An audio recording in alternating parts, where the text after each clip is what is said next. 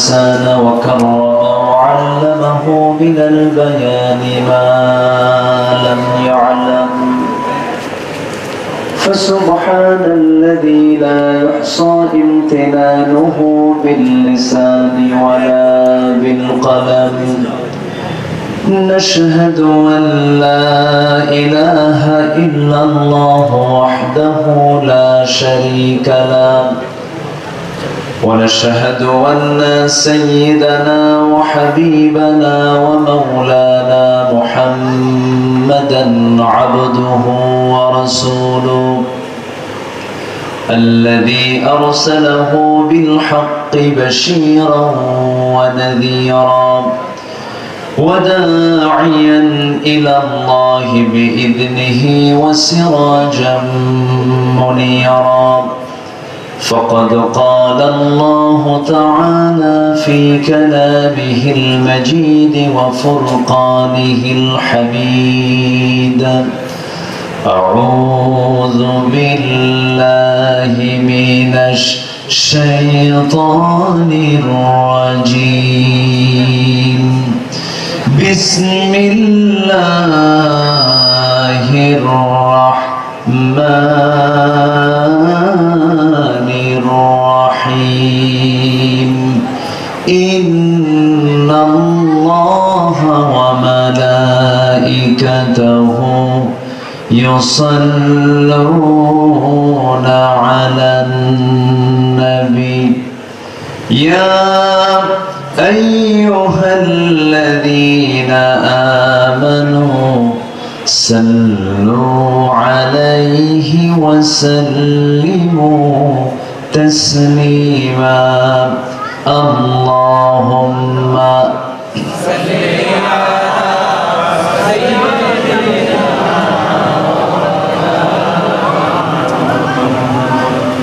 وعلى آل سيدنا সবাই বলুন بلغ العلا بكماله كشف الدجى بجماله حسنت جميع خصاله صلوا سورة يوسف بداري حكمة لقمان ما قارئ قرآن باري يهدي لسادمان ما بلغ العلا بكماله كشف الدجى بجماله حسنت جميع خصاله صلوا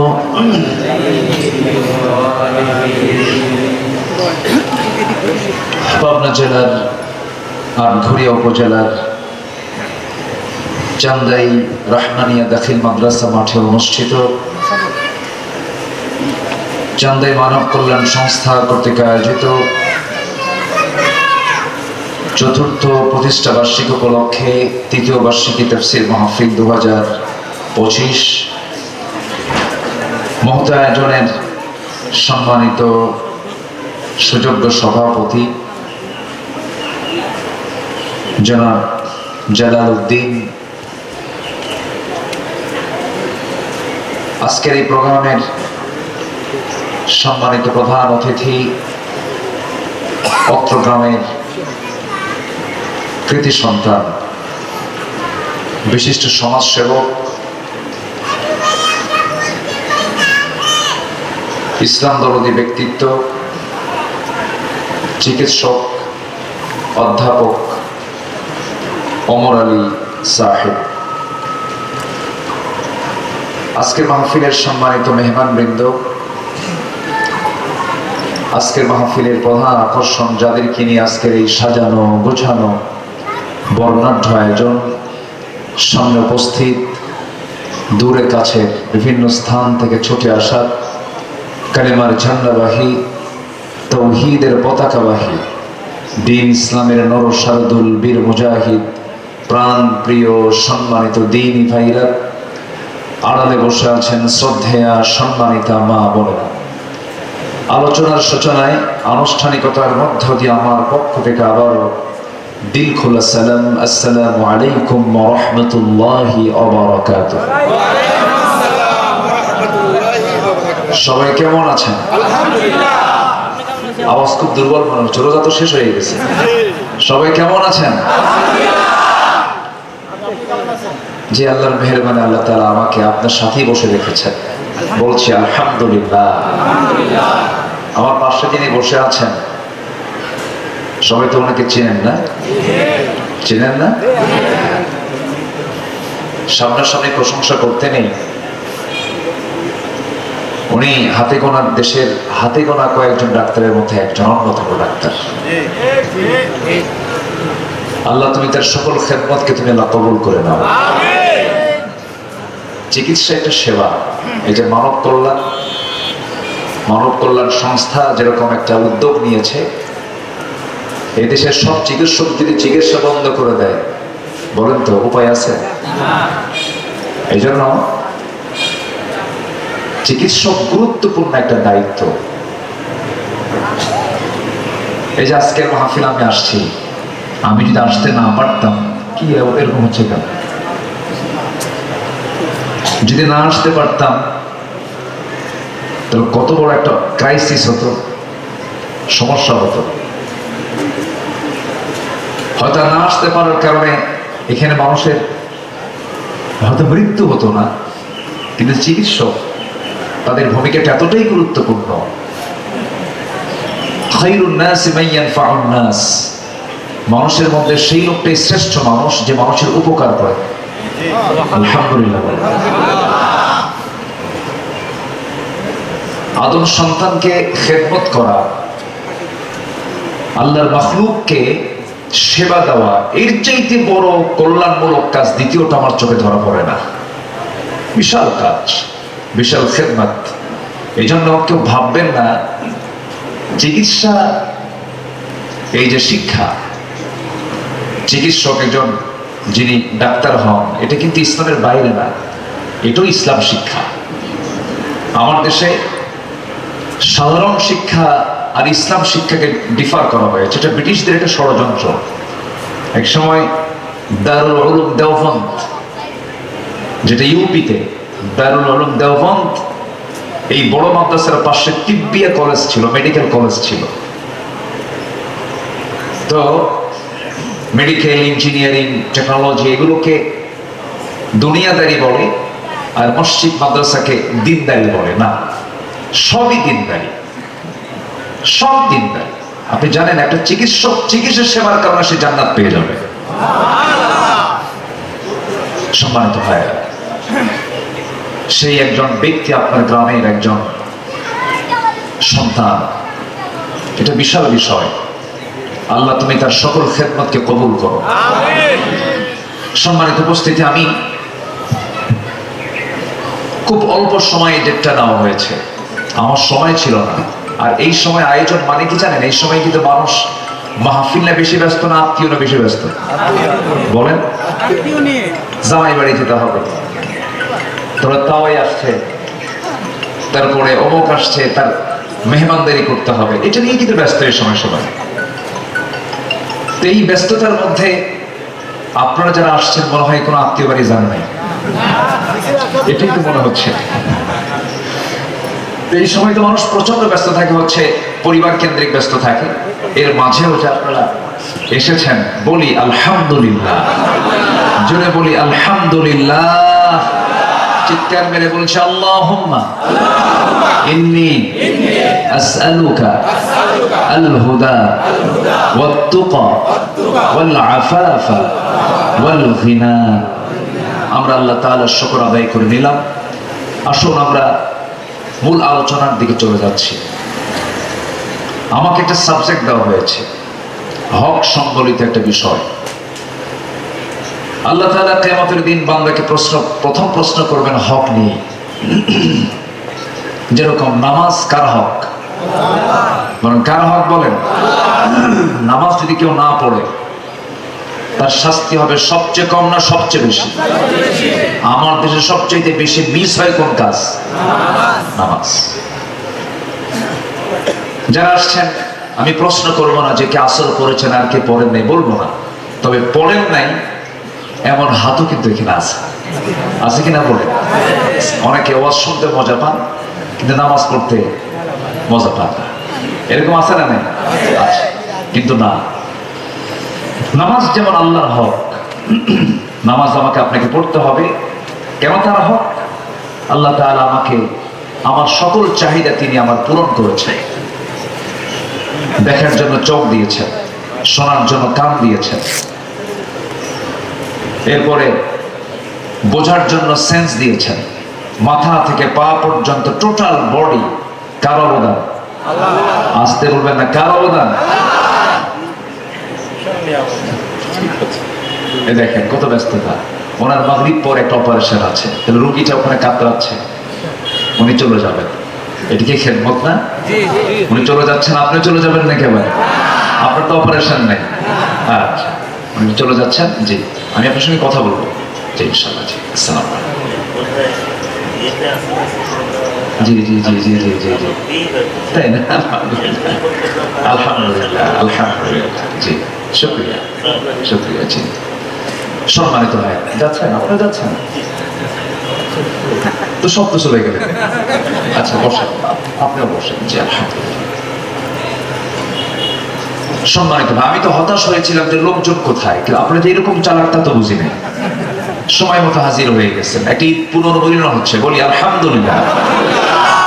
অন্য গ্রাম থেকে আজকে লোক একটু কমই পাবে, দূর থেকে লোক আজকে কমই পাওয়া যাবে, কারণ এই সময়টা মানুষ একটা আত্মকেন্দ্রিক চিন্তা নিয়ে সবাই ব্যস্ত আছে। আচ্ছা যাক, সমস্যা নেই, যা যা জুটিয়েছেন বলি আলহামদুলিল্লাহ। আমি আপনার এই পাবনায় বহু আসি, মাঝখানে 10 বছর ফেরেশতারা আসতে দেয়নি, আসতে পারি নাই, আবার আসা শুরু হয়েছে আলহামদুলিল্লাহ। আমার ট্রাস্ট আল্লামা সাইদ রাহমাহুল্লাহ 2010 সালে 10 এবং 11 ফেব্রুয়ারি তার লাস্ট মাহফিল ছিল। এরপর তাকে 30 জুন 2010 তাকে গ্রেফতার করা হলো। 2011 থেকে 14 সাল পর্যন্ত একটানা পাবনায় ছিলাম। এরপরে কিছু মামলা ছিল, আমরা বড় অপরাধী ছিলাম তো অনেক মামলা টামলা দিয়ে আসতে দেয় না। এরপর এই 36 জুলাই আন্দোলনের পর, কি জুলাই? আগস্টে ফালাই নাই তারা। জি, এই আন্দোলনের পরে আমরা একটু কথা বলার সুযোগ পেয়েছি, বলি আলহামদুলিল্লাহ। আল্লাহ তুমি দেশের সকল কাজগুলোর পাশাপাশি ইসলামকে আমার দেশবাসীর জন্য অনুকূল করে দাও, জোরে বলি আল্লাহুম্মা আমিন। ইসলাম মানাকে, দিন মানাকে তুমি অনুকূল করে দাও, জোরে বলি আল্লাহুম্মা আমিন। হক নিয়ে আমাকে আজকে সাবজেক্ট দেওয়া হয়েছে, একটা হচ্ছে হাক্কুল্লাহ, আরেকটা হচ্ছে হাক্কুল ইবাদ। অনেক লম্বা আলোচনা, 3 থেকে 4 দিন হলে পরে খুব ভালো হতো। আমি সময় পেয়েছি খুব কম। হাক্কুল্লাহর উপরে 10টা পয়েন্ট, হাক্কুল ইবাদের উপরে আমি 6টা পয়েন্ট আক্ষরিকভাবে, মানে জাস্ট মানে ভাবার্থ বলে ব্যাখ্যা না দিয়ে আমি শুধু পয়েন্ট আকারে একটু কথা বলি। আমি শেষের দিকে আস্তে আস্তে চলে যাব, আমার মনে রাখবো কথাগুলো, জোরে বলি ইনশাআল্লাহ। শুনবো যতটুকু, মানবো তার চেয়ে কম না বেশি? আমার দেশে শোনা বেশি না মানা বেশি? আমার দেশে শোনে বেশি না আমল করে বেশি? শোনে বেশি, আমল কম। আমল যদি হতো নামাজি 5% থাকে, আমল যদি হতো যাকাত থাকে না সুদ থাকে? যাকাত থাকার কথা, সুদ তো থাকার কথা নয়। সম্মানিত ভাই, আসুন আল্লাহর হক গুলো কি। একটা হাদিস আসছে, এক সাহাবী রাসূলকে বললেন, রাসূল নিজে বললেন, ইয়া মুআজ হাল তাদরি হাক্কাল্লাহ আলা ইবাদিহি ওয়া মা হাক্কুল ইবাদি আলা আল্লাহ? কুলতু আল্লাহু ওয়া রাসূলুহু আ'লাম। রাসূল এক সাহাবীকে বললেন, তুমি কি জানো আল্লাহর হকটা কি এবং বান্দার হকটা কি? এটা কি তুমি জানো? তিনি বলেন, আল্লাহ এবং আল্লাহর রাসূল বেশি ভালোবাসেন, বেশি ভালো জানেন। সবচেয়ে বেশি জানেন কে বলেন তো? আর সবচেয়ে বেশি জানানো হয়েছে এই বিজ্ঞানীগুলো কয়েকটা তথ্যের কারণে মহাবিজ্ঞানী হয়েছেন। আর আমার নবী আজ থেকে ১৫০০ বছর আগে ৭ আসমান পেরিয়ে আরশ আসিমের মেহমান হয়েছেন।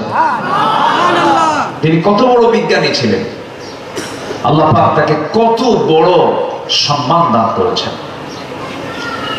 সেই নবীজি হচ্ছেন এই পৃথিবীর সবচেয়ে জ্ঞানী মানুষ। আর জ্ঞানী মানুষ হয়েছেন কখন? তাকে সেই কিতাব দেওয়া হয়েছে যে কিতাব হচ্ছে সমস্ত জ্ঞানের মূল উৎস, কোরআনে কারীম। কোরআন যার উপরে নাজিল হয়েছে, আল্লাহ পাক যার উপরে কোরআন নাজিল করেছেন, সেই কোরআন নাজিলের কারণে তার জ্ঞান সমৃদ্ধ হয়েছে, তিনি মহাজ্ঞানীতে রূপ নিয়েছেন এবং তিনি সফল হয়েছেন শুধুমাত্র কোরআনের কারণে। আল্লাহ পাক তার সকল সফলতা দিয়েছেন কিসের কারণে? কোরআনের কারণে। আমরাও সফল হব কি মানলে পরে? বলেন, কোরআন মানলে পরে। সেই কোরআনকে জীবনের সকল জায়গায় আল্লাহ পাক মানার তৌফিক দান করুন। জোরে বলি আল্লাহুম্মা আমিন। সম্মানিত ভাই, আসো আল্লাহর হকটা কি? আল্লাহর হকটা হলো রাসূল জানিয়ে দিলেন সাহাবীরা, ওই হাদিসের মধ্যে এসেছে আল্লাহর হক হলো বান্দার পক্ষ থেকে যেন আল্লাহর সঙ্গে শিরিক না করা হয়।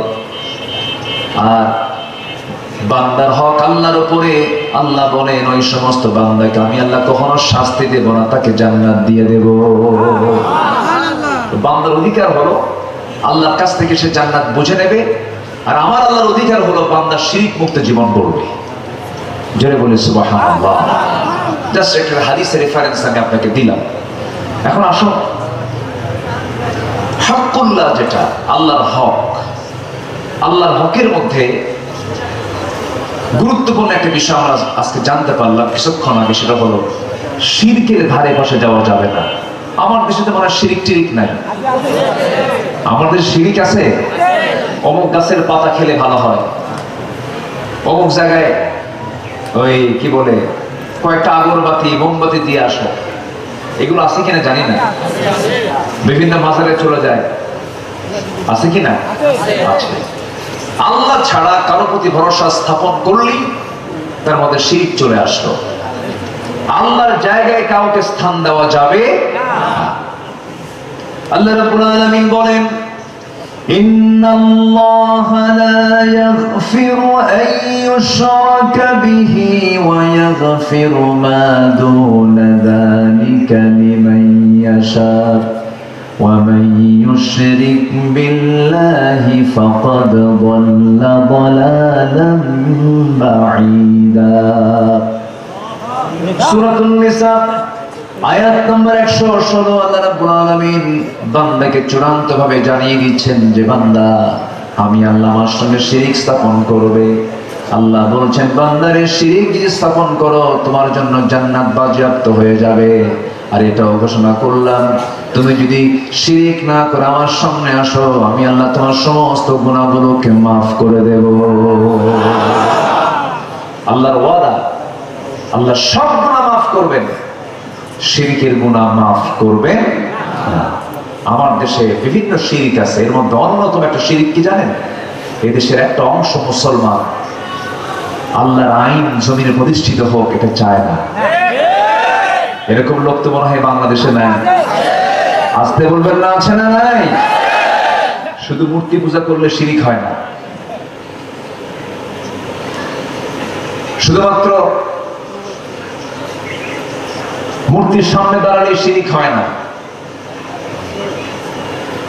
সবচেয়ে বড় শিরিক হচ্ছে আজকের প্রেজেন্ট বাংলাদেশে যে সমস্ত মুসলমান আজকে শিরিকের সঙ্গে জড়িত, যে মুসলমান হয়ে ইসলামী আইন প্রতিষ্ঠা হোক এটার বিরোধিতা করে, মানতে চায় না। আছে না? আমার এই কথাই মনে হয় অনেকের গায়ে লেগে যাবে। লাগলে তো কিছু করার নাই ভাই, আমার কিচ্ছু করার নাই। এটা আমার ফতুয়া না, এটা আল্লাহর ফতুয়া। যে আল্লাহর আইন চায় না সে মুশরিক। এটা কার ফতুয়া?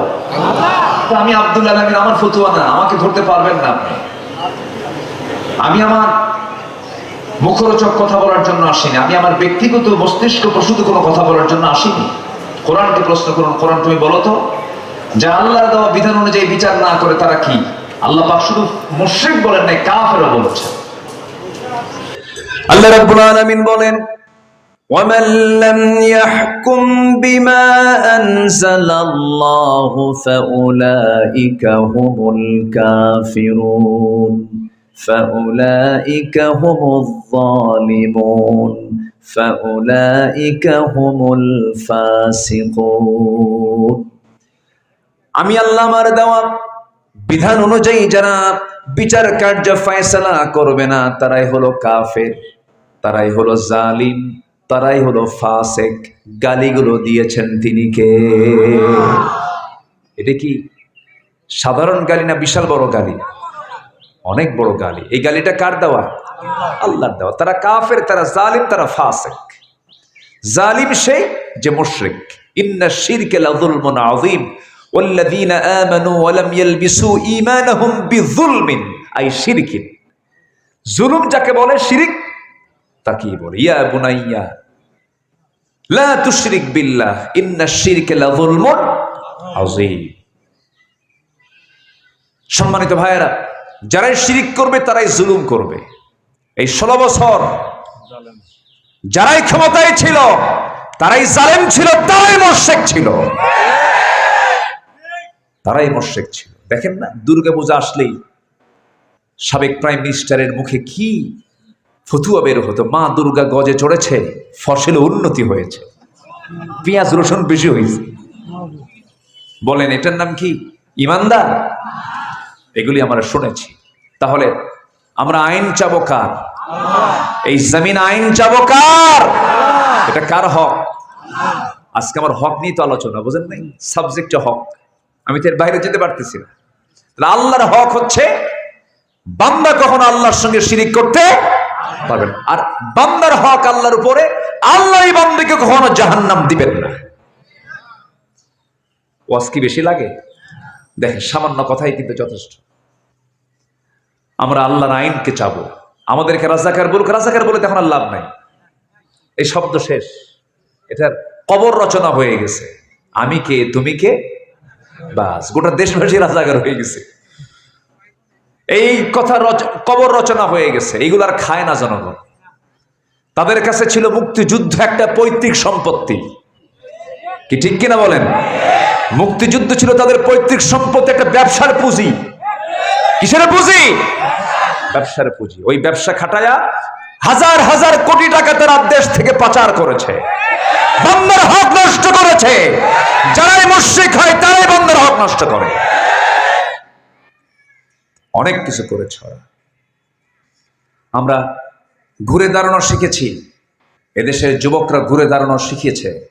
এই দেশকে আর কেউ পিছে নিতে পারবে না, জোরে বলি ইনশাআল্লাহ। কিন্তু এই জাতির একটা দোষ আছে, বুঝলেন? ইতিহাস খুব দ্রুত ভুলে যায়। ইতিহাস খুব দ্রুত ভুলে যায়। ইতিহাসকে বলা যাবে না। আমরা যে অর্জনটা করেছি, অর্জনকে আমরা ধরে রাখবো, জোরে বলি ইনশাআল্লাহ। শিরকের কাছে আমরা যাব না। শিরক করা মানে কার হক নষ্ট করা? আল্লাহর হক নষ্ট করা। নাম্বার 2 হলো আল্লাহর হক হচ্ছে আল্লাহর প্রতি ঈমান আনা এবং সেই ঈমানের উপরে দৃঢ় থাকা। ঈমান টানা হলো সহজ, ঈমানটার উপরে টিকিয়ে থাকা কঠিন। আমার নবীর হাতে বায়াত নিয়েছে, হিজরত করেছে, আবিসিনিয়া পর্যন্ত চলে গেছে, কিন্তু খ্রিস্টানও হয়ে গেছে। নবীর হাতে বায়াত নিয়ে খ্রিস্টান হয়ে গেছে, এরকম রেকর্ডও আছে। নবীকে দেখে, নবীর কথাগুলো শোনার পরেও ঈমানদের উপর অবিচল থাকতে পারে না এমন লোকও ছিল, এমন ফাসিকও ছিল। এই জন্য ঈমানটা আমরা এনেছি, ঈমানের উপরে আমরা টিকে থাকবো। আল্লাহ রাব্বুল আলামিন সুন্দর করে বলছেন, ইন্নাল্লাযীনা ক্বালু রাব্বুনাল্লাহু সুম্মা ইসতাকামু তাতানাজ্জালু আলাইহিমুল মালাঈকা আল্লা তাখাফু ওয়া লা তাহজানু وأبشروا بالجنة التي كنتم توعدون জোরে বলুন আল্লাহু আকবার।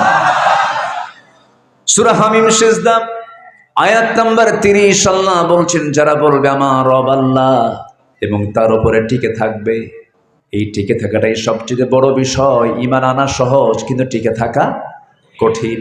ঈমান এনেছি, ঈমান আনাটা সহজ, নামাজ পড়া সহজ, কিন্তু ময়দানে গিয়ে বাতিলের বিরুদ্ধে সংগ্রাম করাটা কঠিন কাজ। অনেকে ঈমান আনছে কিন্তু বিপদ আসলে দৌড় মারে। আসতে বলবেন না, আছে না নাই?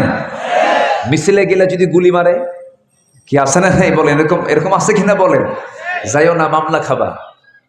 সুবিধাবাদী এরকম চেতনার লোক যুগে যুগে ছিল, এখনো আচ্ছা, আমার নবীর নেতৃত্বেও ছিল। সম্মানিত ভাইয়ের, এই জন্য ঈমান এনেছি আল্লাহ বলছেন, এবং সুম্মাস্তাকামু, টিকে থাকতে হবে, ইস্তেকামাত থাকতে হবে। এক সাহাবী ইসলাম কবুল করেছেন, দেখেন কি বাধা তার। ইসলাম কবুল করার সঙ্গে সঙ্গেই চাচার কাছে রিপোর্ট চলে গেছে। সেই চাচা, যে চাচা ওই সাহাবীর বাল্যকালে তার বাপকে তিনি হারিয়েছেন, সেই ভাতিজাকে চাচা তিলে তিলে বড় করেছে এবং নিজের সম্পত্তিও ভাতিজার হাতে দিয়ে দিয়েছে, লিখে দিয়েছে, এত ভালোবাসছে। ভাতিজা ইসলাম কবুল করার সঙ্গে সঙ্গে চাচার মেজাজ গেছে গরম হয়ে। চাচা বলল, শুনলাম তুমি নাকি ইসলাম কবুল করেছ।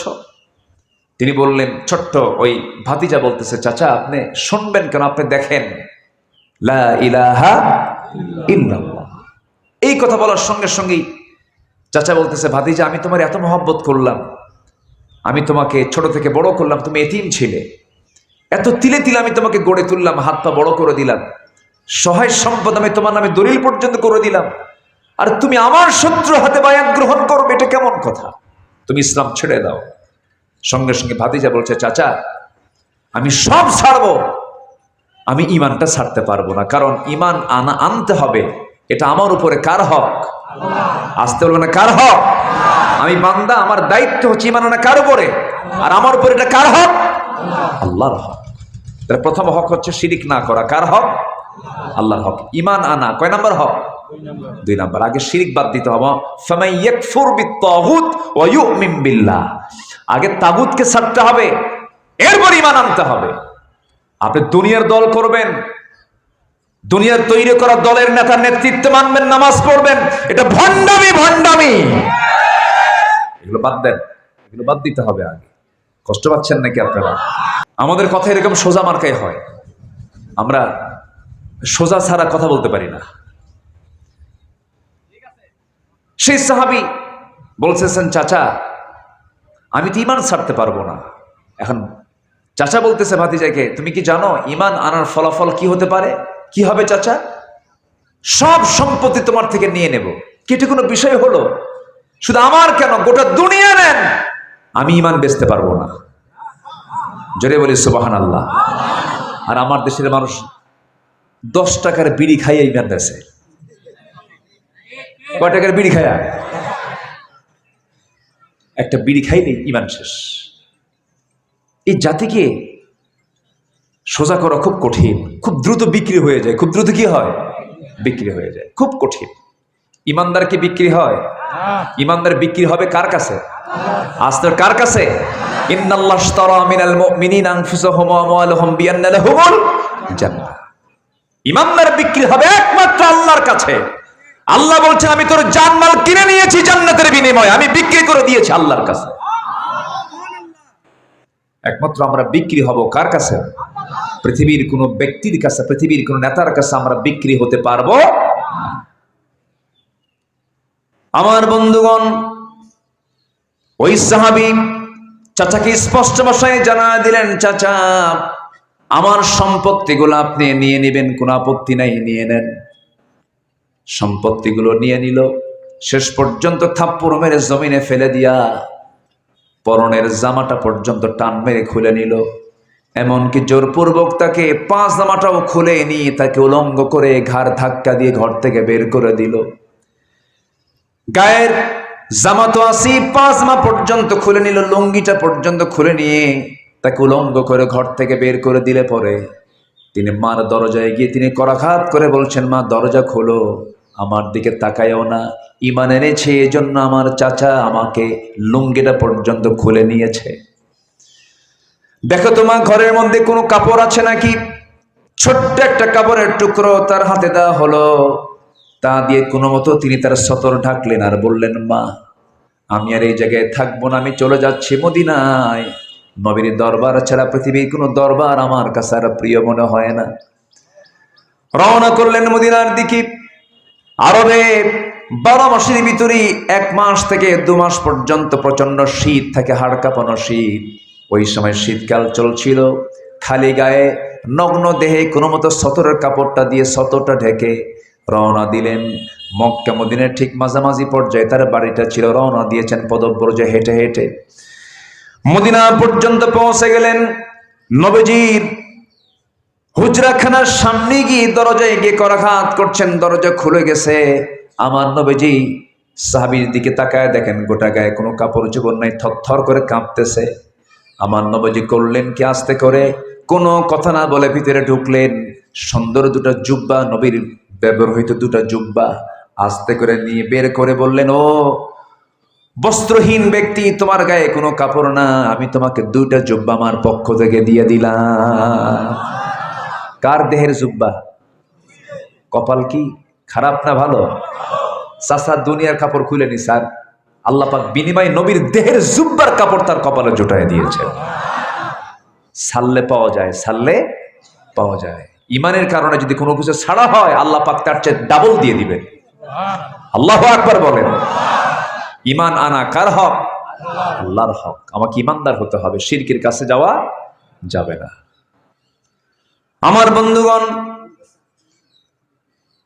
আমার নবীজি জুব্বা 2টা যখন দিয়ে দিলেন, সাহাবী জুব্বা 2টা গ্রহণ করলেন। রাসূল বলছেন, সাহাবী তোমার গায়ে কাপড় চোপড় নাই, কাপড়টা দিয়ে আগে দেহটা ঢাকো, এরপরে কথা বলি।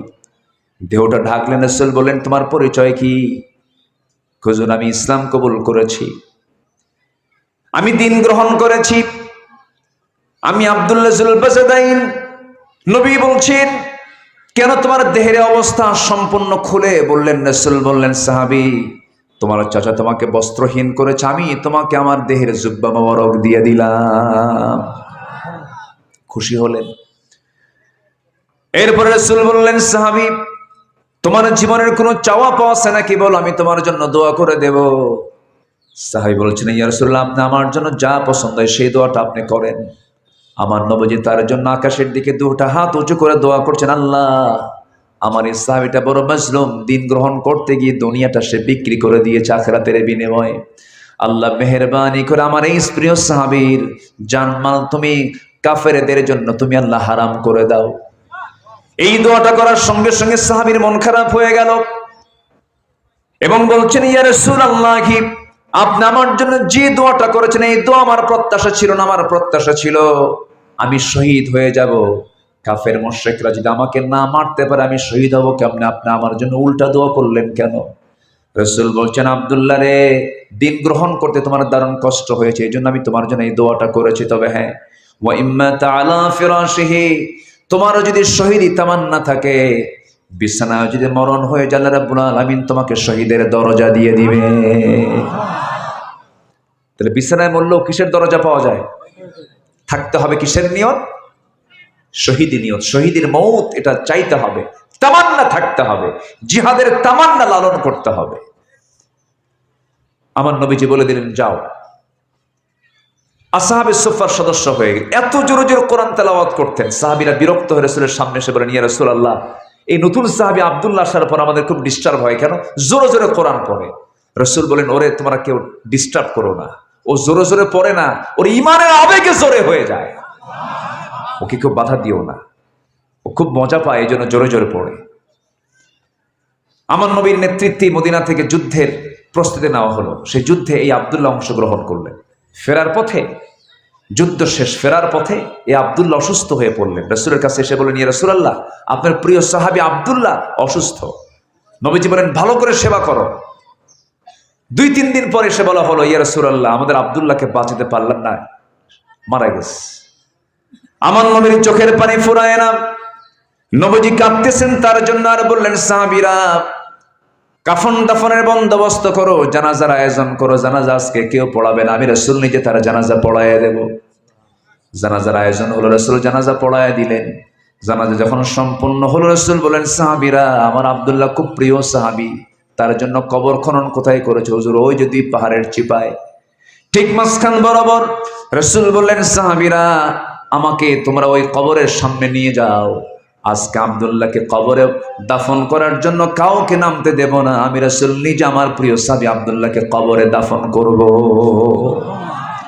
জানাজা পড়লেন রাসূল সাল্লাল্লাহু।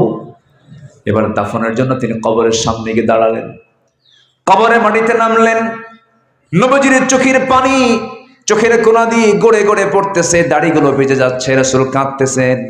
কবরের মাটিতে নামলেন, দুটো হাত আগায় দিলেন, লাশ তার হাতের মধ্যে নাম যখন দেওয়া হলো, রাসূল বলেন, আবু বকর ডানে নামো, ওমর আমার তুমি বাম পাশে নামো। মোট 3 জন ব্যক্তি নেমেছেন কবরে। পৃথিবীর 3 জন সেরা মানুষ ওই সাহাবীর কবরে। জোরে বলেন সুবহানাল্লাহ। ডানে সাইয়েদনা আবু বকর রাদিয়াল্লাহু তাআলা আনহু, বামে ওমর ফারুক রাদিয়াল্লাহু তাআলা আনহু। ঠিক মাঝখানে আমার রাসূল মাথা ধরলেন, পা ধরলেন, দুজন সাহাবী নবীজি পিঠের মাঝখানে ধরলেন, কবরে শোয়া দিলেন, মাথাটা কিবলামুখী করে দিলেন, বুকের উপর হাত রেখে রাসূল কাঁদা কাঁদা কণ্ঠে বলছেন, আকাশের মালিক আল্লাহ, এই সময় পর্যন্ত আমি আব্দুল্লাহর উপরে রাজি আছি, তুমি আল্লাহ আমার আব্দুল্লাহকে মাফ করে দাও। সাহাবীরা দোয়াগুলো শুনতেছিলেন। একজন সাহাবী পাগলের মতো হয়ে গেছেন। সাদ বিন আবি ওয়াক্কাস রাদিয়াল্লাহু আনহু, তিনি পাগলের মতো হয়ে গিয়ে আল্লাহর সামনে দাঁড়িয়ে আকাশের দিকে তাকায়া চিৎকার করে বলছেন, আয় আল্লাহ তাআলা, আমি সাদ বিন আবি ওয়াক্কাস কত দুর্বল একজন মানুষ, আমার কপালটা কত খারাপ। আজকে আমি সাদ বিন আবি ওয়াক্কাস যদি জীবিত সাদ না হয়ে যদি ওই কবরবাসী মরা সাদ হতে পারতাম, আমার জীবনটা বড় ধন্য হয়ে যেত। কারণ যে ব্যক্তির কবরে পৃথিবীর সেরা 3 জন মানুষ তার জন্য দোয়ার জন্য নেমেছে। জোরে বলেন সুবহানাল্লাহ। ঈমান আনা এবং টিকে থাকা, ঈমান আনবো এবং টিকে থাকবো। জোরে বলি ইনশাআল্লাহ। দুনিয়ার সব মাইনাস হবে, ঈমানকে মাইনাস করা যাবে না।